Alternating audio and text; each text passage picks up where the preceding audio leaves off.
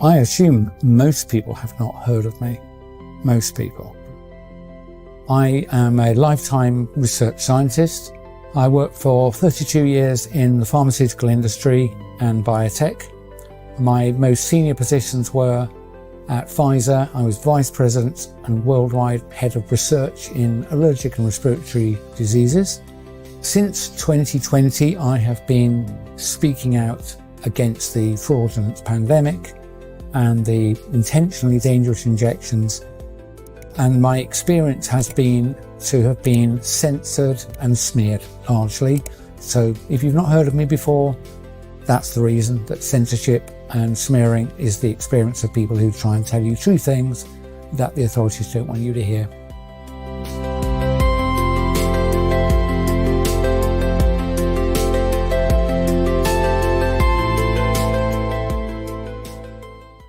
I don't want to give up because I'm, nothing to say, but I think I've said enough that if anyone's looking at what I've said or looking for me, they can find me easily enough.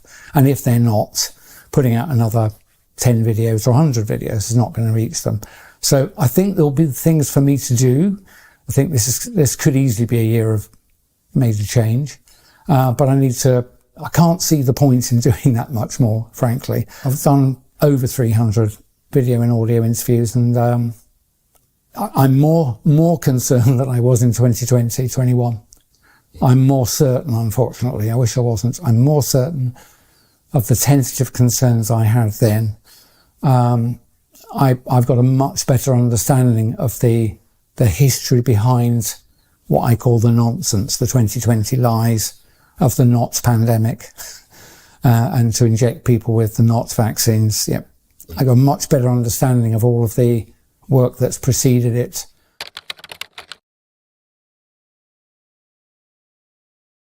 When I first spoke, when I did a major interview in 2021, I was at that point sure that there wasn't a pandemic, or at least whatever was happening had been deliberately and through planning exaggerated to frighten people.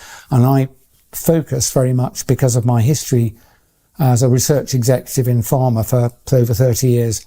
I was very concerned about the injections because I knew there wasn't a public health threat. So why would you want to be injected? My thinking has advanced quite a lot since then, which I may talk about later in this interview. But it's not possible for the injections to be of help to anybody. It's literally not possible. Every medicine, every molecule and atom and constituent of every medicine is in there because somebody chose to put it in there. Hopefully for good reasons, but they put it in there for a purpose, to stabilize something or make it big enough to swallow in the form of a tablet. If you just have the active ingredients in some drugs, it's too small to see. So you need to formulate it with what are called excipients. But when I spoke before, I could see multiple features in the so-called vaccines that was not necessary, even if I believed the lies about what I was being told about these things. Even if you believed them, it would not be necessary to incorporate certain features about them. And so my bottom line is, I think, and I'm well qualified to make this claim, probably better qualified than any other single person speaking out. They have been designed intentionally to injure, kill, and reduce fertility. I've never claimed it would do it to a lot of people, or that it would be quick.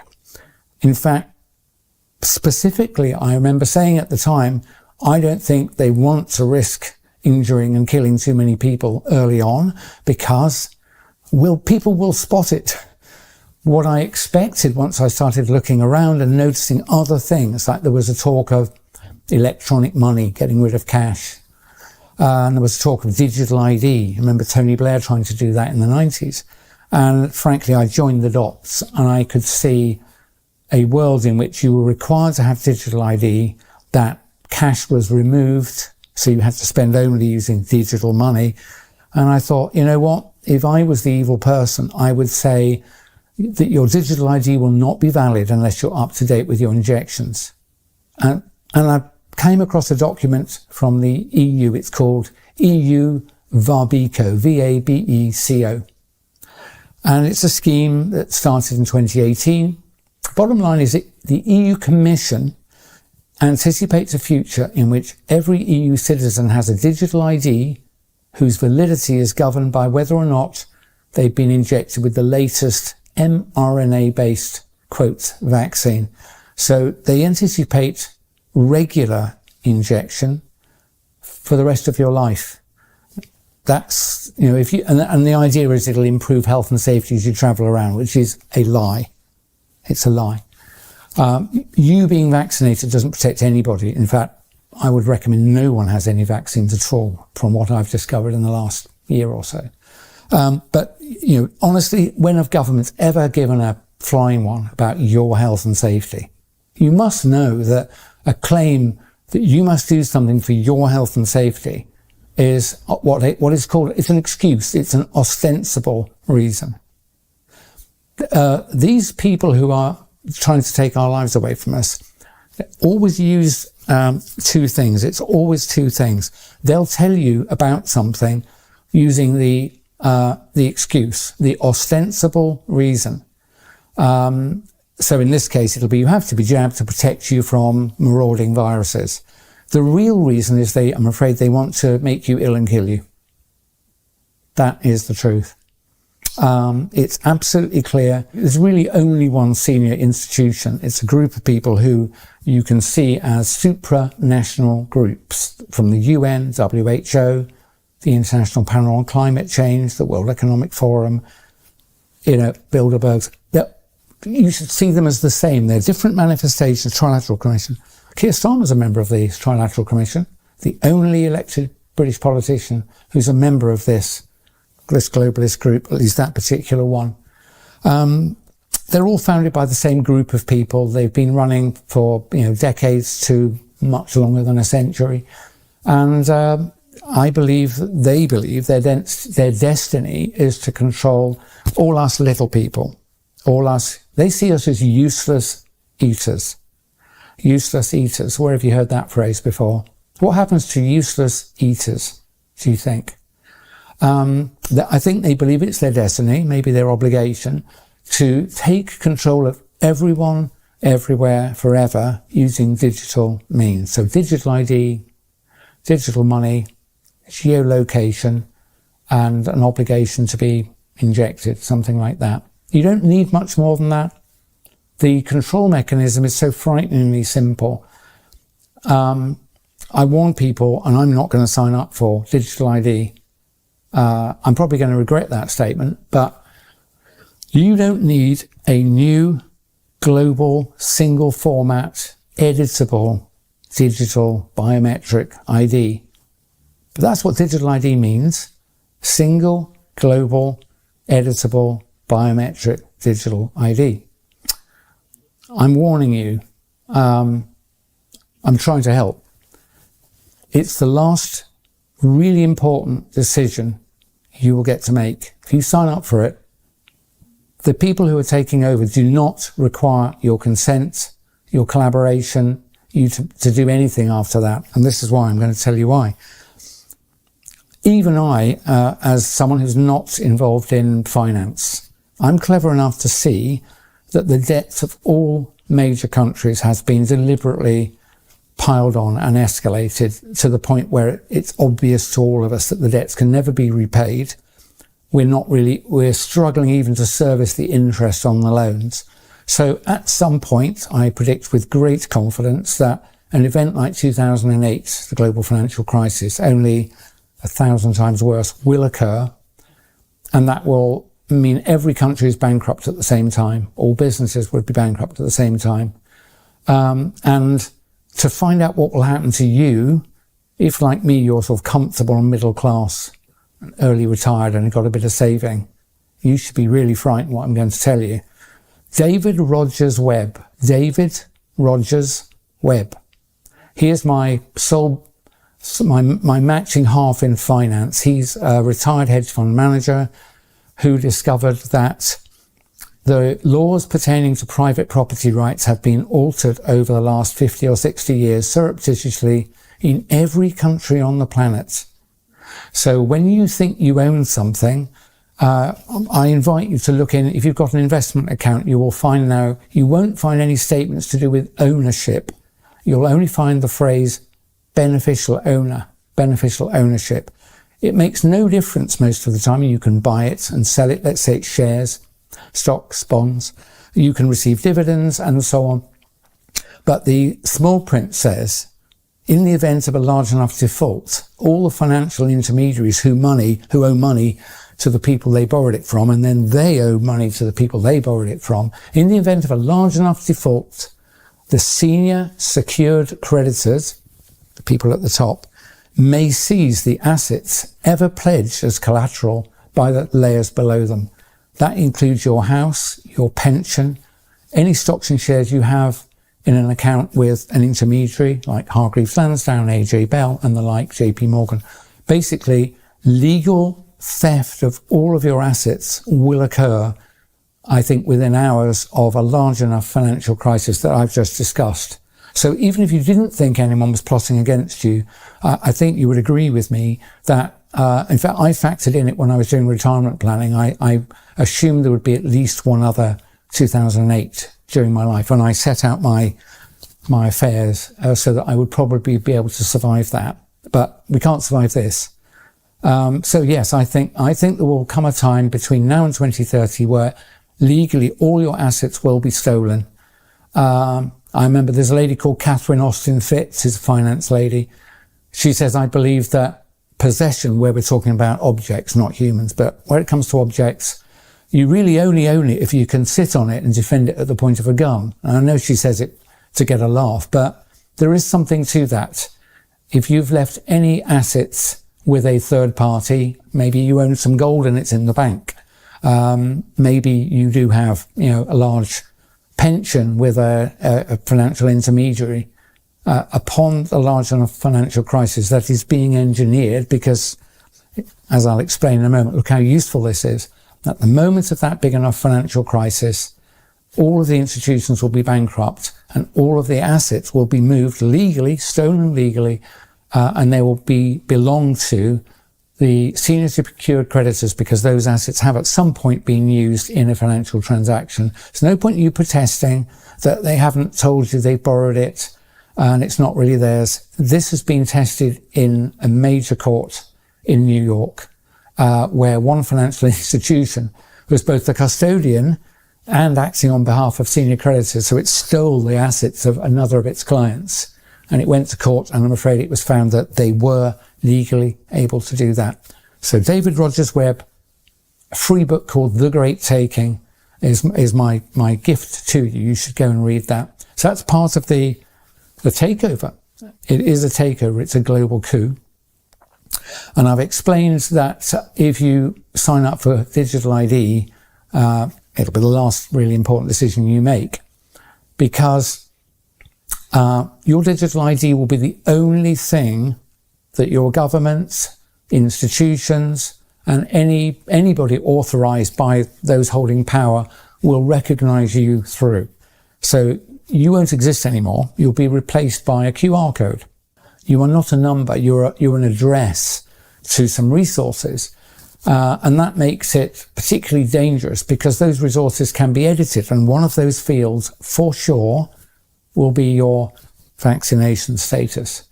And I'm absolutely sure, because I've seen it written down in multiple documents, that your digital ID will only remain valid if you comply with the conditions of validity.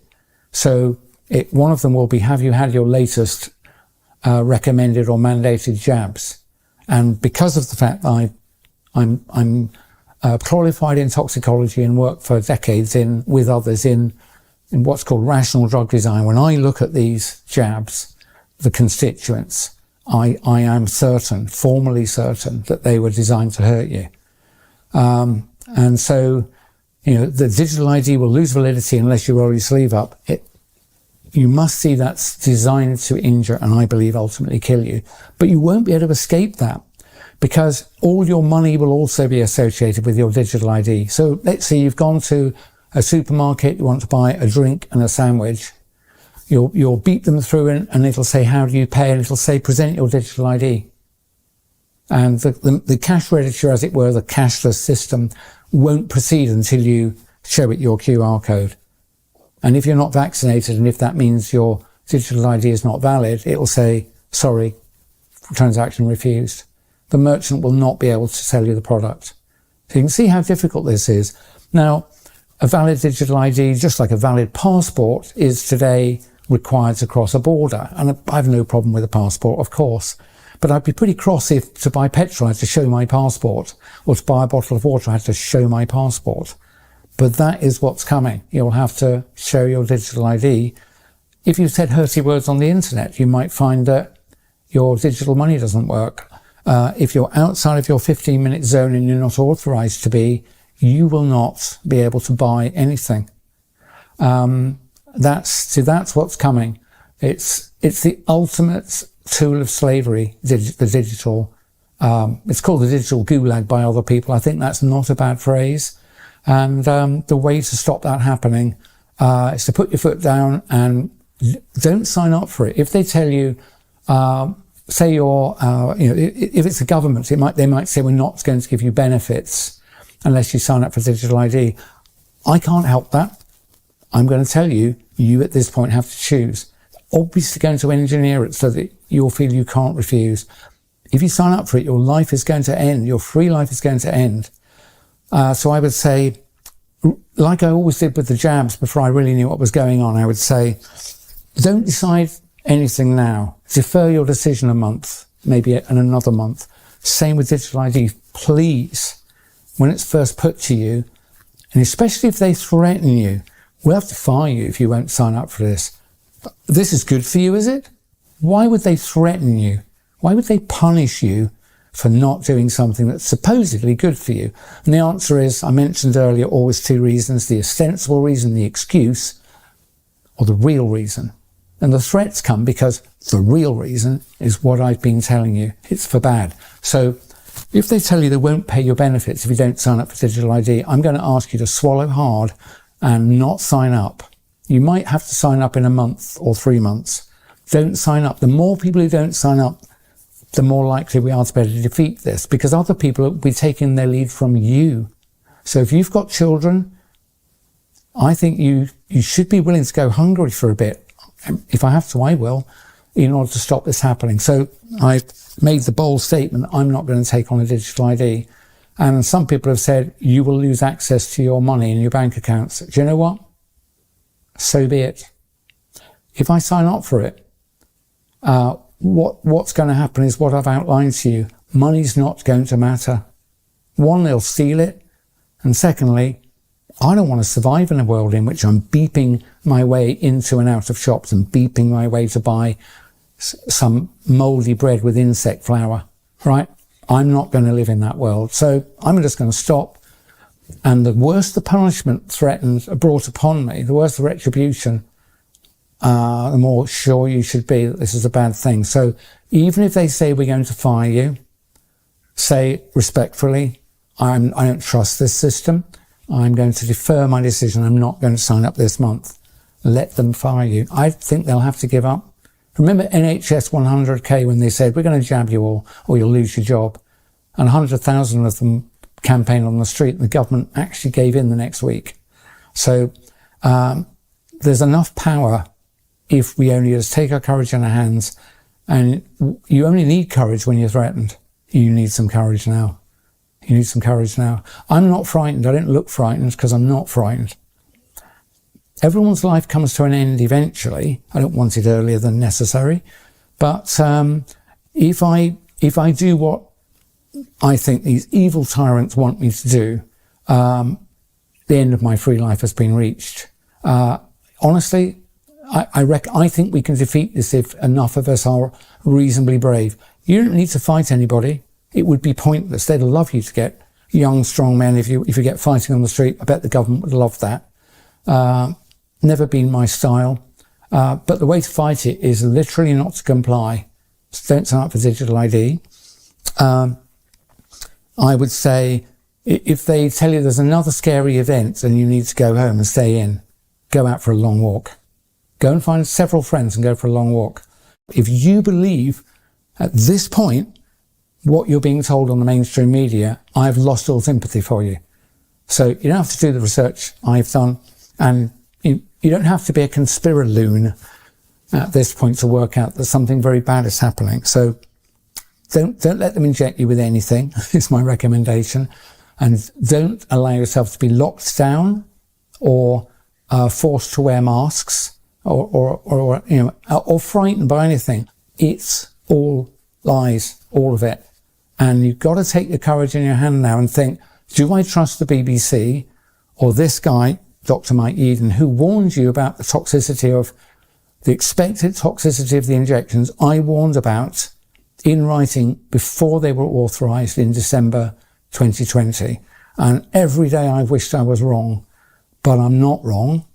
And having been right about that for 4 years, then I think at least do me the honour of exploring some of these things. So I've talked about David Rogers Webb. Another person I recommend, Ben Rubin.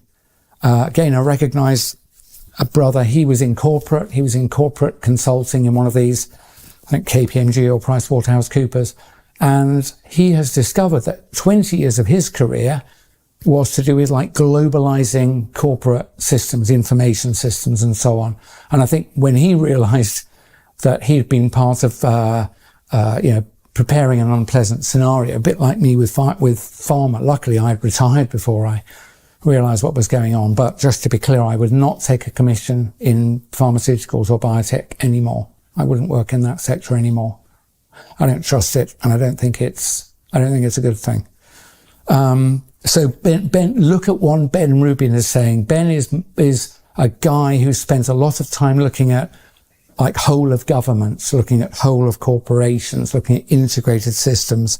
And so he will do a much better job of explaining, as it were, politically how we got here.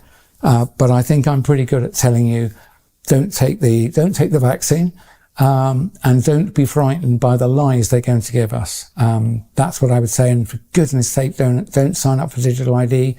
If you feel compelled to, I'm really asking you, defer the decision to do it and watch the punishment, and know that if it's genuinely good for you, why the dickens would they punish you? Why would the threats escalate until they might even say, if you won't take it, we're going to imprison you? They won't start there. They will literally start there with a financial disincentive.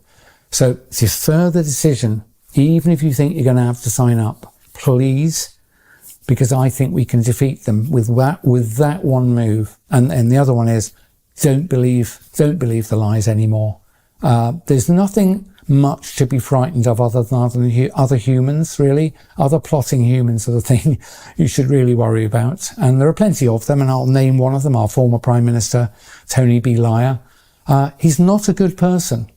He's really not a good person. So we came into government, you will remember, not left, not right, but the third way. Do you remember the third way? What it involved was public-private partnerships, which meant we'll borrow money from private financiers and we'll spend it on public services. So that means your country will improve without you having to pay any taxes. And when I heard that, I thought the chickens will come home to roost. And so we got lots of new hospitals. We didn't have to pay for them at the time. We were just servicing the loan, something like that. Chickens have come home to roost. The country now has enormous structural debts. And I think debt repayment it's either the second or the third largest item on the budget already. It's more than we spend on education. Next year, it'll be even more. And, it will become the largest budget item if the country survives long enough. So Blair, we voted him in. Blair has, all the other countries in the West have been guided to do this. So they've all borrowed so much money that they are effectively bankrupt. There's probably no hiding from that, but let's not make it easy for them. So yeah, they bankrupted the country and they've hidden that, but it's very clear to people like David Rogers Webb. And I anticipate we'll have other scares, like, honestly, if they tell you about bird flu, it's like a chicken with a cold. You know, have you ever seen a chicken with a cold? Have you ever seen them coughing, sneezing? Birds don't get flu. Birds do not get influenza. They don't. They do not get influenza. Spend 5 minutes looking at the bird, the respiratory tract. Look at the lungs of a bird. And you realise it's so different from a mammal's lungs. It's like you would realise why they can't get colds or flu. So they're lying to you about these illnesses. Birds can get sick, but they haven't got flu, and it's not contagious. So, and the PCR test is a measure of nothing. It's fraud. And when they tell you, oh, we found bird flu in a flock in Aldermaston or something, they will have used PCR, which is fraudulent, to get that result. And they could make the birds sick in any number of ways just by treating them badly. If they overcrowd them, that will make them sick. If they stress them, that will make them sick. And if they then come in and test them, they can claim bird flu in the flock. Then they can kill all the birds. And then they can say, oh, look, bird flu is going around. Then they'll lie and say, first case of bird to human transmission. It doesn't even exist because, like I told you, birds don't get colds. Birds don't sneeze. Have you ever seen a bird coughing? Please, you must know they're lying to you. And I wouldn't think monkeys get pox either. Really. They're hairy. Anyway, I haven't looked at that one in any great detail. But what I have looked at since I last gave a substantial interview, this one's often very difficult. When I was younger and I was taught biology and so on, so I didn't work in virology. So I remember being taught things and then I remembered them. And I'll come back to what knowledge is in a minute. So I was taught that colds and flu are caused by submicroscopic infective particles called viruses. That's what I was told. They float around, you inhale one, if you're susceptible, you get a cough or you get a cold, whatever it is. And that model seemed okay. I didn't work in the field, so I never examined it again. And this is an example. I'm asking you to ask yourself what you know, what you really know. I've had to do that I thought I knew quite a lot, and I've realised over the last 5 years I don't really know anything. So knowledge. I think there may be multiple kinds. I'm not a philosopher, but there's at least two different kinds. One is things you know because you yourself have done the work. Maybe if you grew some crops or had cared for an animal or another person. Things you know from things you've done personally. You've verified them. Then there's the other knowledge, which is most of what we call knowledge, which is, I would characterize it as someone told you and you chose to believe them. If you ask yourself honestly about what you know, how much of what you know belongs to the second group? Someone told you and you chose to believe them. I think it's most. So I had to be humble, not the big man, big clever scientist. I realized most of what I've been taught is a lie. Wasn't an easy thing to come to grips with. Partly why I wouldn't work again in the sector. I couldn't even do an honest job because I don't trust the literature. But here's the thing. So I was told this is how flu and colds work, that flu and colds were due to submicroscopic infective particles called viruses. And that you caught them from another person, you could give them to a person. That's what I was told. That's the model. That's the scary thing they tell you. That has been tested in formal settings. A clinical trial in a case like this would involve volunteers who have got colds or flu spending a few hours in a room with a healthy person. And then the two people would go their separate ways and the experimenters would follow up the healthy person over the next days and weeks. Now, if contagion, transmission was occurring, you would expect over time the people who've spent a few hours with someone with a cold or flu would get colds and flu more often than the people who didn't spend time in the room with the person with cold and flu. And they had matching controls. People spent time with someone who was perfectly well. So they were the controls. They went off. The people who spent time with a person with a cold, they went off. And here's the thing. For 100 years of these clinical experiments, the people who spent a few hours with the person with a cold or flu got colds and flu no more often than the people who spent a couple of hours in the room with a well person. contagion of acute respiratory illnesses does not happen. Now, many of you will protest and think, I'm certain I got it from my brother-in-law, or I gave it to my workmates. I will say those observations are consistent with contagion. They're not proof of it. There is another explanation, and I don't have the whole answer, but I believe I've got a good alternative. If you, a person who gets headaches, especially a migraine, when you've got a migraine, how often do you ask yourself, I wonder who gave me that migraine? Who did I catch that headache from? You'll probably think, what are you talking about, Yeadon? Everybody knows that you don't catch them, you develop them, whatever. How about this one then? If you're unfortunate enough to have angina, maybe occasional chest pain, maybe from stress, maybe from you're not very fit. The next time you get pain in your chest, do you think, I wonder who infected me with that angina? It's like, no, the headache and the chest pain result from things going awry inside you. Equilibrium's being lost inside you. I believe, as a respiratory expert, that colds and flu are the result of a loss of normal equilibrium inside you. And so they occur from time to time. If you go from cold to warm environments, dry to wet environments, and vice versa. If you're stressed, if you haven't slept, if you've slept with your mouth open, your nose is a fantastic filter. And I think those are the things that trigger colds. We get colds quite often. I probably get a couple of minor colds a year. Flu I've only ever had twice. So colds happen so frequently. This is how it works psychologically. The next time you get a cold, because you've been told you catch them, you'll think, who did I see that had a cold? It's like, I wonder if that guy in the checkout who was coughing. Or I know it's Dave at work, or my sister-in-law had it. And you will attribute your symptoms to those encounters, because that's what we do. Humans are great at forming patterns. And I'm telling you, it looks like that, but that actually isn't how it works.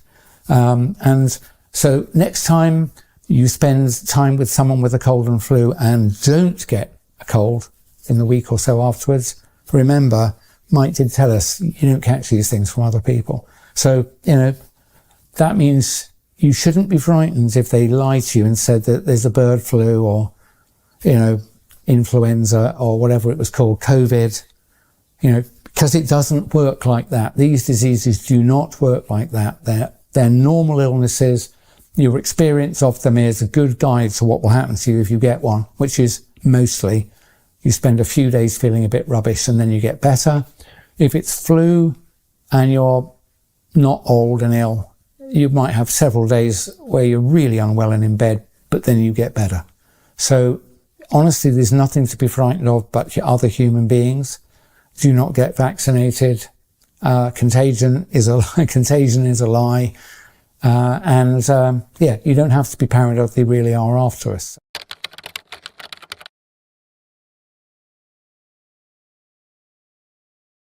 I would like to come back to something very, very important that I've discovered. It was absolutely horrifying. And when I tell you, and it's right in my field of expertise, I was the vice president for years of new therapeutics for allergic and respiratory diseases, ANR.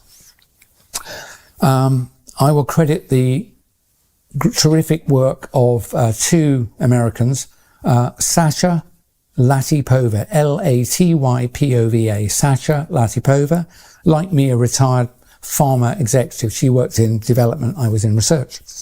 And a legal scholar called Catherine, with a K, Watt. Catherine Watt, W-A-T-T. They write on Substack. They have uncovered the fact that vaccines have never been intended to reduce diseases or to help you. They have always been what I have determined the COVID shots to be, which is materials that harm you and do you no good. And of course, that's so horrifying that you think, oh my word, all of them? Yep, all of them. I'm not saying they're all as dangerous as COVID jabs, but none of them were good. And rather than trusting me, go and read the work of Sasha Latypova and Catherine Watt, and then it's up to you to decide, okay? If you think that's wrong, That's fine. But one thing Sasha and others discovered, and they shared it with me before they even published it, and as soon as they told me, I knew it was right. Can you remember a time, those of you who are over 60, I'm nearly 65, can you remember a time when you were young when very few people were allergic to peanuts? And very few people were allergic to anything? You probably can, can't you, older folk like me? What we discovered is that if you inject a person with a foreign protein like peanut oil, if you inject a person with tiny doses of that, especially if you do it 2 or 3 times, that person becomes fiercely allergic for life to peanuts. Imagine if you were to inject a whey protein from milk in a tiny dose, so small that you probably wouldn't even notice it on the ingredients list. And if you injected that into your child a couple of times, when they grew up, they might end up, not all of them, but many of them will grow up allergic to milk and milk products and anything that's got whey protein in it. Imagine if they injected you with a beef protein that came from plasma, for example. You often see that in products. A tiny dose, a really tiny dose, so small it'll be off the bottom of the ingredients list, and you injected that person twice with it, they'll become intolerant to meat. Unfortunately, that is all true. All of those ingredients have been found in at least one of the vaccines on the vaccine schedule in America, and they're pretty much global products. These diabolical people have included components in the jabs that your children have been given and you may have received that were designed to sensitize you to every single basic food item. You know, to wheat, to corn, to beef, to chicken, to milk. That's why the number of people, I think like 1 in 3 people has some kind of allergy. It's like, they didn't, when I was young, they didn't. Sasha Latypova was born in the USSR, and as she said in her fruity Russian, she said, when I was young, no one had allergies. When she came to America, I think in the 80s, it was like, what gives? And so she was probably perfectly poised to spot this, and so she discovered this, and she noticed that a scientist called, I think it was Charles Richet, something like that, 1902, 1905, given a Nobel Prize for discovery of this mechanism. If you give tiny doses of foreign protein into a person, separated by 2 weeks, they become violently and permanently allergic to that substance. You know, even if you touch it on the skin or put it just in your mouth, on your tongue, or certainly if you eat it, you've got a worse than evens chance of having an allergic response to it. These people have sensitized you, those of you who've been vaccinated, to large amounts of the natural environment. I mean, how diabolical is that? And it's exactly the same mechanism as I called out in 2020 about the COVID jabs. Remember I said that if you ask the human body to make a protein that doesn't belong in you, a non-self protein, a so-called spike protein, wherever it came from, I said if you do that, it will make you, your body will cause an autoimmune reaction, or your body will then make foreign material, your immune system will say, what the hell is that? And will attack it. So it's like a failed organ transplant. It's autoimmunity. That's what has happened through the whole history of vaccination, back from the late 1700s to the present day. And that's pretty bad. So that's what I wanted to tell you about vaccines. And as a result of that, I am proudly anti-vaccine of all kinds.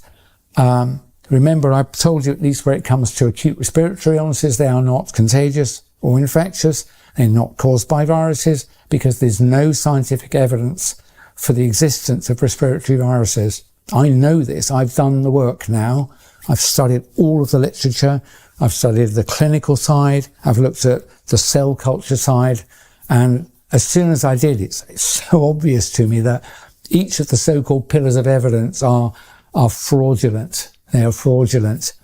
I haven't personally looked at every virus, but if you go and look at recordings by people like Stefan Lanka, Samantha and Mark Bailey, Andrew Kaufman. Anyway, there are several brilliant people. I reached my own conclusion by doing the work in respiratory and allergy. I have to say I'm going to leave it to other people to do the work in their own fields, but that has allowed me with confidence to say the things I now say. If any former colleagues, please, want to talk to me about that, if they think I'm wrong, I'm not wrong. I can show you chapter and verse, all the literature references going back to acute anaphylaxis. I've used these models in vitro in industry. It's like, and how do we achieve them? You administer foreign proteins twice, about 14 days apart. It's like amazing how I didn't spot it. People don't spot things. I didn't spot things. Even in what the Americans call your own wheelhouse, because you're not suspecting people are out to harm you. You literally don't interpret this action, which is bad, because you're not looking for bad motives. So now I can see so many things. I understand some people don't want to even tackle this topic. And I've been warned by people that if I say acute respiratory illnesses, colds and flu are not caused by, infectious particles, they're not contagious. If I say that people will not believe me. Well, I'm not going to lie. There's no point in me sitting here and telling you anything if I don't tell you the truth. I'm sure it's true. Some people will reject everything I've said because of what I've just said. But I can't help that. But I am qualified to have done the work. And you may note, I restrict my remarks to acute respiratory illnesses, because that's where I've done all of the work. I've read all the papers. I can show any other scientist, I can send them a list of the papers if they want. So if someone thinks, no, he's wrong, if you're a qualified scientist and you think I'm wrong, contact me and we'll have a phone call and I will send you the papers. And I think you will have to conclude, as I do, that contagion isn't a thing. Obviously those illnesses are real. I've had 2 bouts of flu, and dozens of colds. But basically all I'm telling you is that the attribution, the mechanism of them happening is not what we were told. It's something else. I've spent a lot of time working with others in designing therapeutic aerosols, things that you can inhale and will land in the airway. So I know a little bit about the internal architecture of the lungs. You may have heard statistics like the inside surface of your lungs, if spread out flat, is about the size of a tennis court. I mean, whether that's exactly right, I don't know. But it's big. It's a big surface area. And every part of that internal surface is covered with a thin layer of liquid, which has got little mucus in it. Imagine your body all day and all night for whole life has to regulate the thickness, the depth of that little layer of water. If it's too thick, or if it's too thin, or if it dries out, your lungs won't work properly. But I think occasionally they do veer off course. Patches of your lung lose control of what's called airway surface liquid, the wetness on the lining of bits of your lung. I think that's what a cold is. Seriously.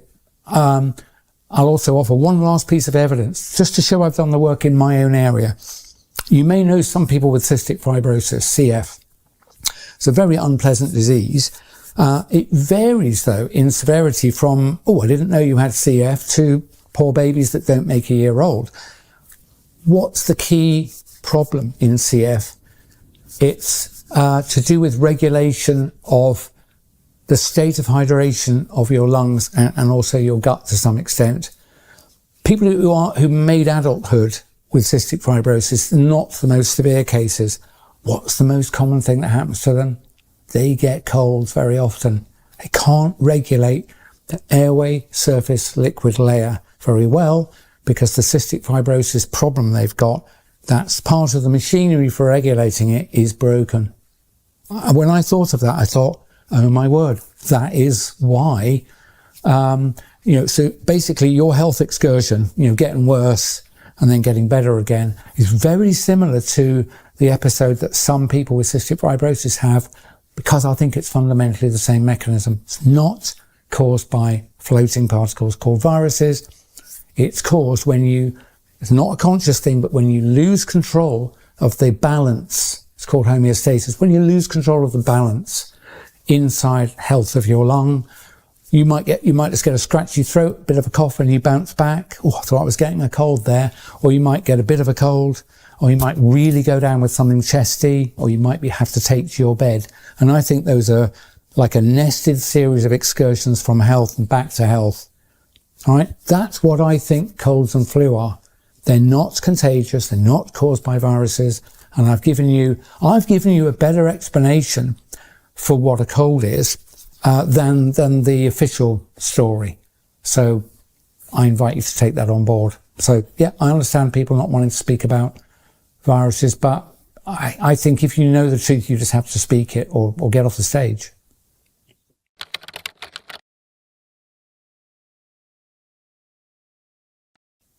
In many interviews, I've been keen to tell people that there wasn't a pandemic, there wasn't a public health emergency, there was nothing unusual happening. Sometimes I'll refer to the numbers of people, going into hospital or dying of things, but I've got something that I think is more useful. In order for an emergency to be declared, like a fire or like a shark approaching a public beach, holiday beach, would you agree with me, ladies and gentlemen, that before you would call out the fire engines, you'd probably be smelling smoke somewhere, someone would be, or a smoke alarm will go off. Before you would call shark alerts and get everybody off the beach, you would think someone would have seen a fin, yeah? Or someone in a helicopter said, hey, I can see some sharks approaching the beach. What I'm telling you is before an emergency is called, there is already an event at some level that someone is able to see, to detect, and warn you about, and you think, oh, that was really good that they warned us. In the case of the pandemic, that nice man at the WHO, Tedros, clever he may be, but he's not a fortune teller. He doesn't have foresight. He hasn't got long-range binoculars. He's not got a time machine. In order to declare a pandemic, which I think he did in 2020, March, whatever it was, he has to have some evidence of that. There's a little problemette, ladies and gentlemen. Not just me, but Dennis Rancourt in Canada and many other researchers have looked for signs of illness, respiratory illness, which surely would be growing somewhere in a small way in order that the WHO from their esteemed exalted position could aggregate all that data and go, oh my word, it looks like there's something like a pandemic beginning. There is nowhere in the world that you can find increased frequency of respiratory illness and respiratory deaths anywhere until after the WHO called a pandemic. Ladies and gentlemen, they called a pandemic with no evidence of a pandemic because they were lying to you. They were lying to you. Then they created all our governments created the impression of a pandemic by misusing a test that doesn't measure what it says, PCR. There's literally, what we had is a pandemic, a rollout of the test. It's as simple as that. Increased number of cases everywhere was a pandemic of a rollout of a rubbish test. It's not a mistake. They knew it was rubbish. They designed it to be rubbish. They designed it to produce positives where there was no illness. And then when people died, they said, oh, they had COVID. They literally did that. And then, I'm afraid, medical procedures in care homes and hospitals led to people being killed. But this is old news. You've heard all this before. But I just wanted to tell you, you can't have an emergency without some sign of that emergency emerging somewhere. You need that information in order, as a leader, to say, I'm afraid, folks, I've got bad news. There's an emergency coming, batten down the hatches. For these pandemics, they just lied to you. Nothing was happening. If you go and look for it, you'll not find the evidence. They called the pandemic, and then the data started arriving, which was fraudulent. So it's as simple as that.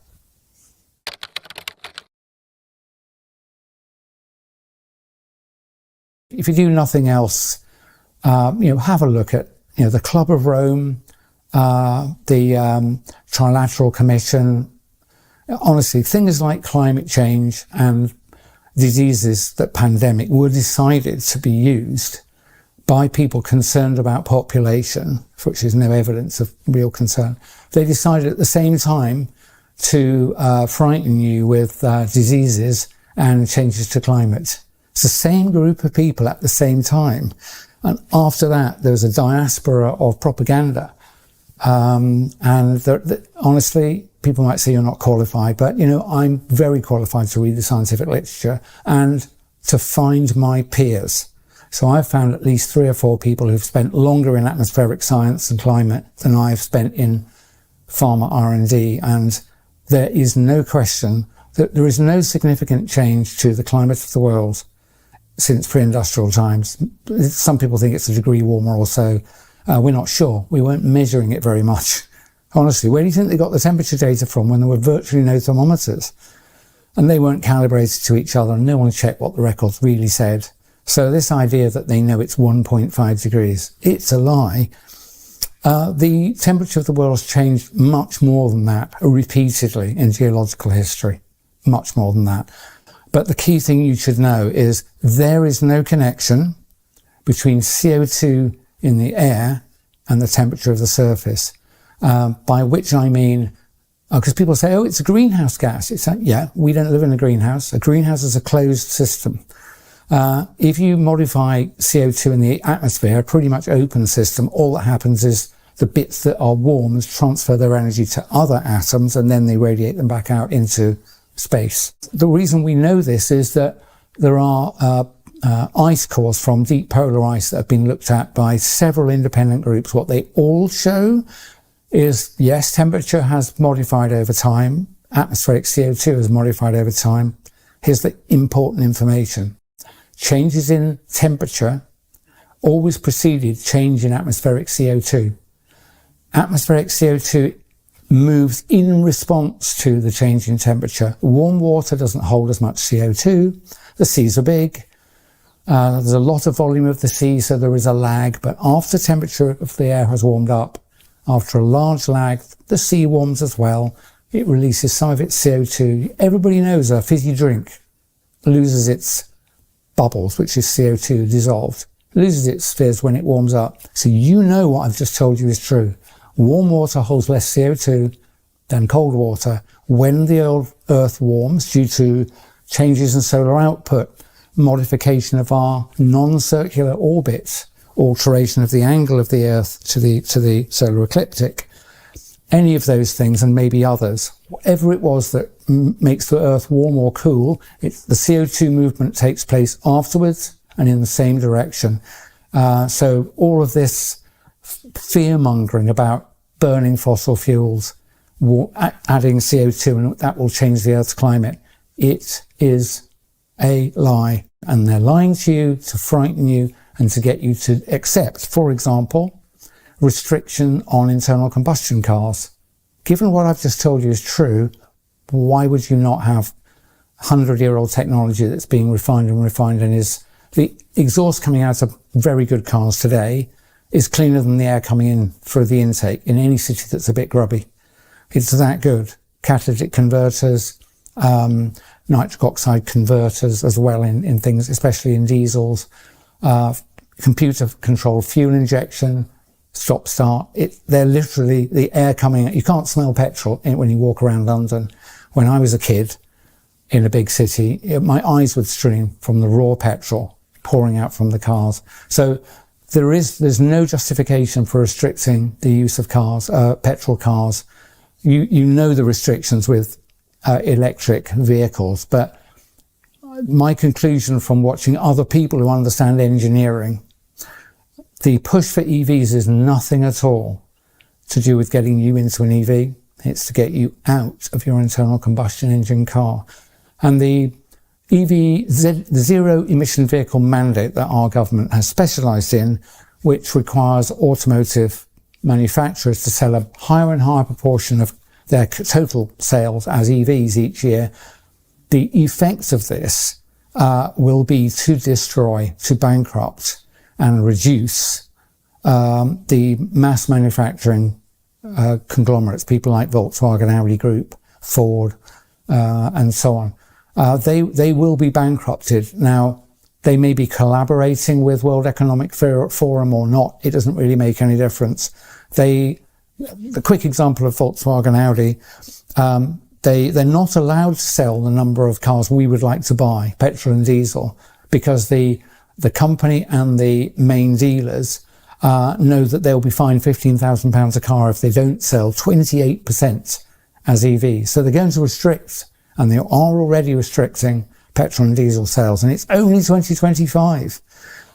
They also can't sell very many EVs because the European cars are a lot more expensive than the cheap Chinese imports.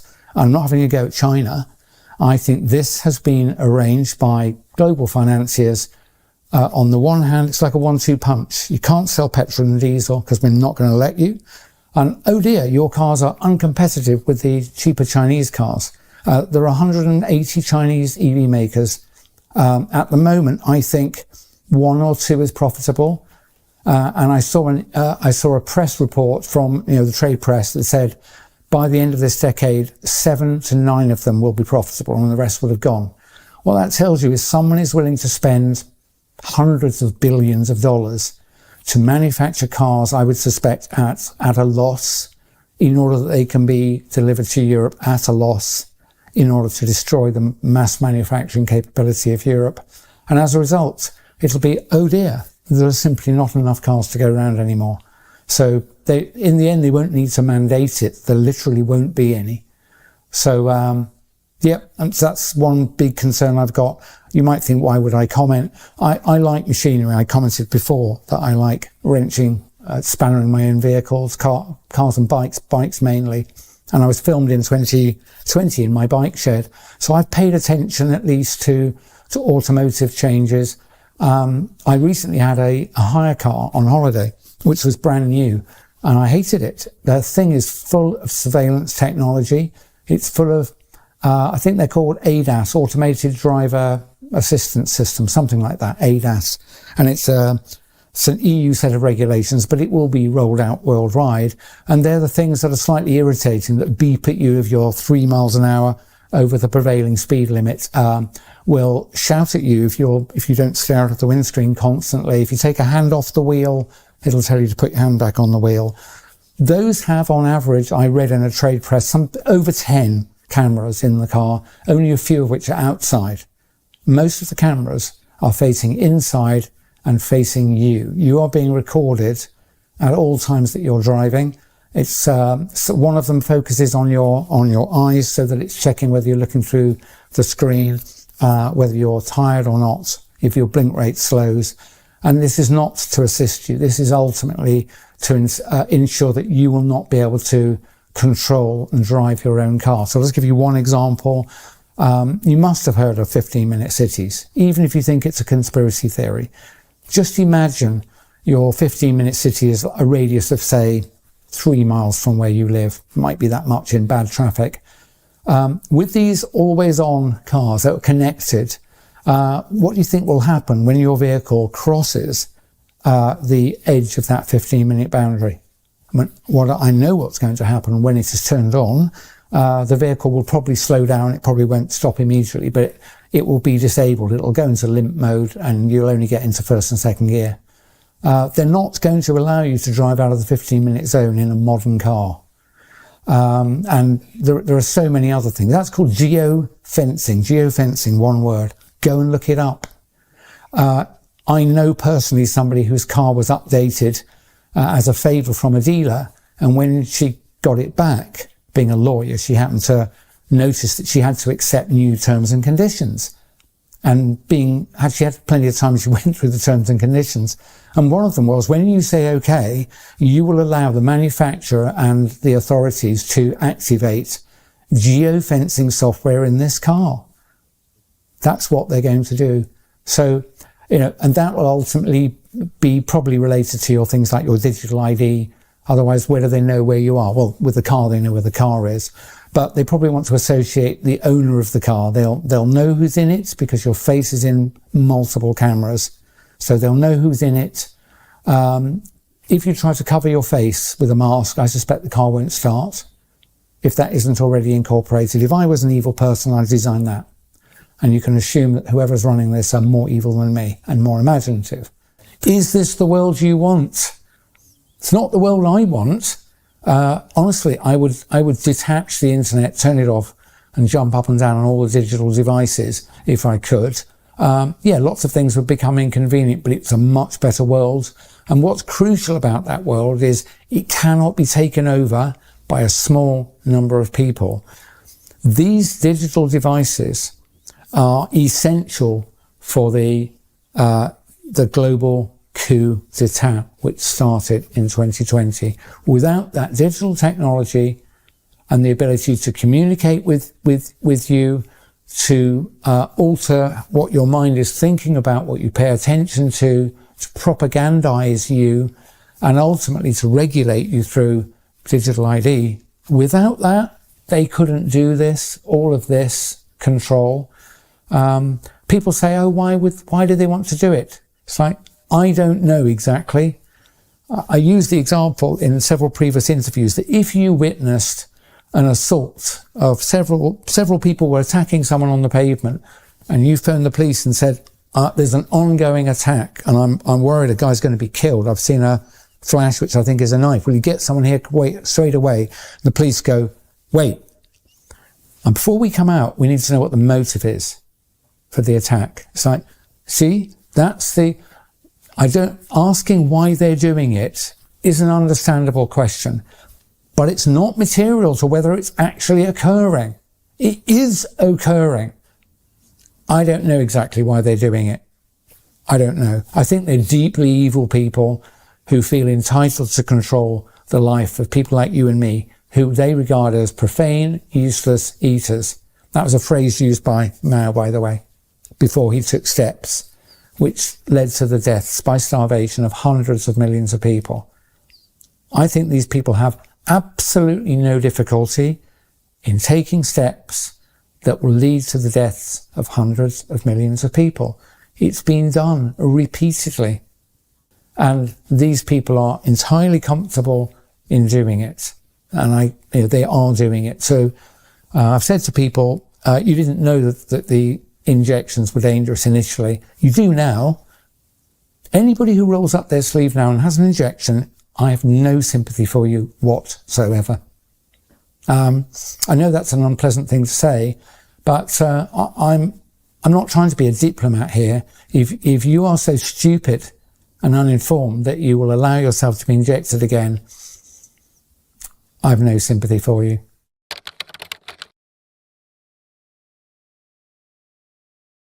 I think it's very important to recognise that there aren't any heroes out there that are going to descend from on high and save us, and I'm certainly not one. But there are very large numbers of us, and the people who are trying to take our freedoms away need us to comply with things in order to control us. And I'm saying to you, we will win if enough of us, bottom up, simply refuse to go along with their harebrained plans. So if they want to frighten you with some mad pandemic that doesn't happen, don't be afraid. If they want to tell you to stay at home when it doesn't suit you, go outside. If they insist you wear masks, don't wear masks. There's no possible benefit for you wearing masks. Certainly, if they want you to roll up your sleeve, do not accept any injection, certainly not of these mRNA technologies. They certainly like their digital control technologies, so do not sign up for digital ID and many other things really, but try and stay healthy, go and talk to real people, give them a hug, and eat good food, exercise, be out in the daylight, and we'll be all right as long as enough of us do not comply.